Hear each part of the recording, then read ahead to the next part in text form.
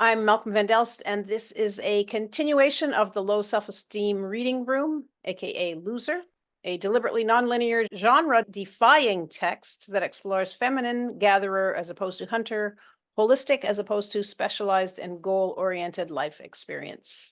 This is from the forward. If you have nothing to lose, but also nothing to gain because you will never matter, your life becomes open for experimentation. You can write, sing, act, draw, dance, knowing none of it matters. In doing so, you realize that achievement is chimera.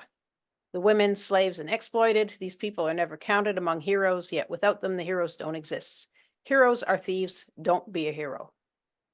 Last week, Jess finished her description of civilization's destruction. The old woman listened to Stuart's cassette tape where he tells Kyle to finish the anti-book himself. Then she picks up Kyle's The Anti-Book Naomi, where Naomi appears to Jess, who attempts to pull Naomi into her and Tim's world. And we're continuing from there. Another world. Scene 15. The sound of wind recedes. No, screams Naomi, dropping the rope and looking around her little room. She sees the gin bottle, but for once doesn't reach for it. She drops to sit on her bed and looks up at the portal as it closes on Jess and Tim. Jess is shaken. She's seen these portals more times than she likes to remember. She's seen them kill and maim people, animals, trees, buildings. But she has never, ever had one stay open long enough to talk to another human being in another, what, world? End scene 15. The woman puts the anti-book Naomi down. She looks to the last book in her pile, Piss, Alien, and Friends. She picks it up. There are only 2 pages left. Mother, daughter. The mother. Resources scant, everything stretched. Or was it? Yes. Yes, it was. Everything treasured, saved, preserved, and rationed. We might never get another glass cat statue. We might never get another jar of humbugs. Leave food on your plate? What's that? There was never enough to begin with. God, the cheapest form of love, companionship, and human warmth, we idolize.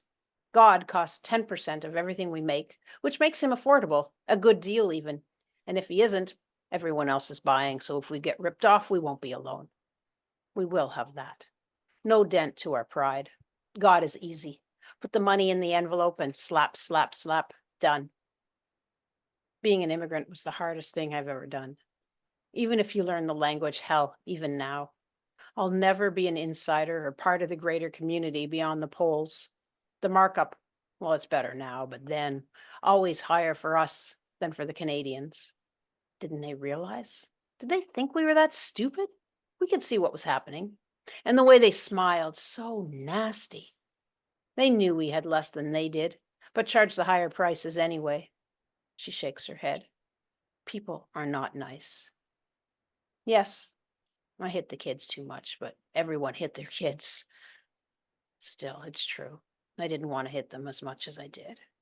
I didn't want to lose my temper, but after being in town, treated like a piece of garbage, laughed at, want, mommy, mommy, mommy. Didn't they realize the price? Oh, they didn't.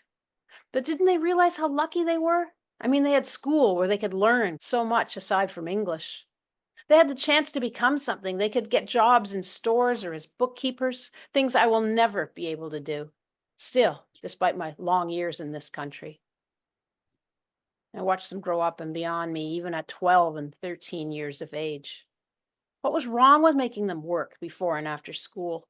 Why do Canadians think that's wrong? The kids are at school 9 to 3. Amazing.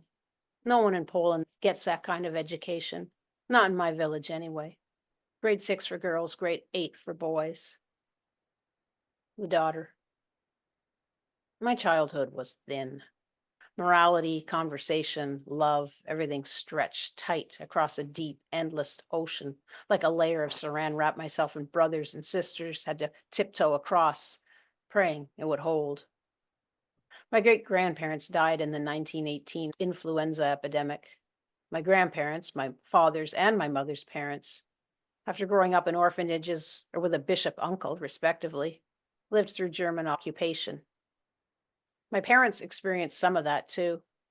When it was all over, both sets of grandparents signed up to emigrate to whatever country would accept them: France, Australia, Canada.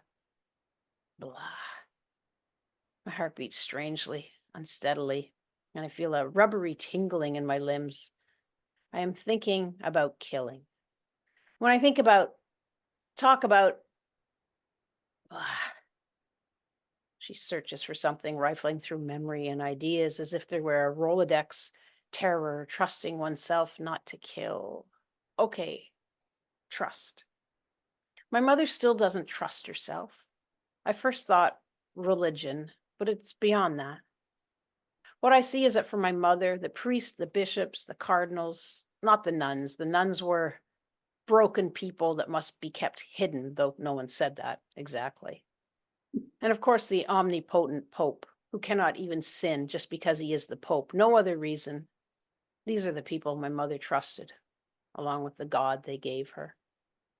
Actually, she trusted doctors too, perhaps because she cleaned the houses of so many. Proximity, and maybe they actually praised her for her work, made her feel valued, loved in a way. Money, that's what my mother trusted: money and power.